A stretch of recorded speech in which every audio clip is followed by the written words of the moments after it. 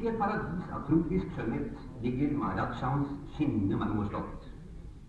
Men langt ute i horisonten hever Himalaya sine ville tinnerropper, som synes å rake like i himmelen, en selsom eventyrverden som alltid har hatt en dragende makt over menneskene, og særlig da fjellklatrere i alle land. Slik var det også med den håndfull medlemmer av Norsk Tinneklubb, som hadde satt seg det dristige mål å forsøke å beseire en av Himalayas høyeste og mest utilgjengelige topper, Tirikshmir, som med sine 7700 meter er mer enn 3 ganger så høy som vår hjemlige Galdhøpigg.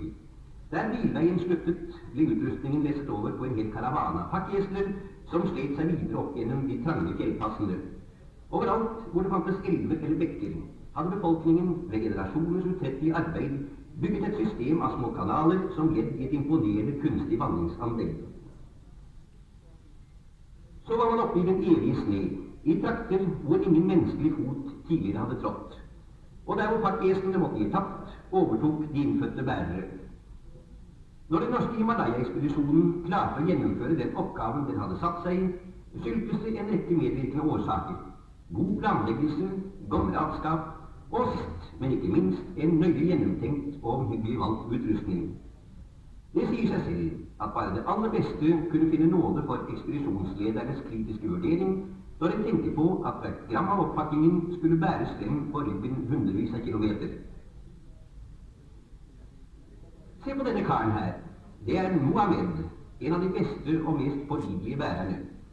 Han var altså betrodd det tillitsverv å frakte frem ekspedisjonens beholdning av Black Prince, den sigaretten som ble funnet verdig til å representere røyken på den lange, slitsomme ferden. Det var rent rørende å se den begeistring alle mann la for dagen når rasjonen av Black Prince ble delt ut.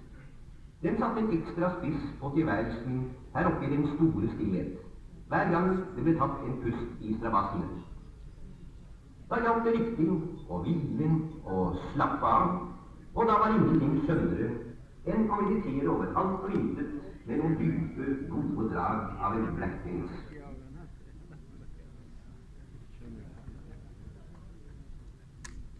Og denne stolte Indias sønn er han ikke selv som en Black Prince i sitt eventyrrike. Black Prince, sigaretten med den fine aroma og milde smak.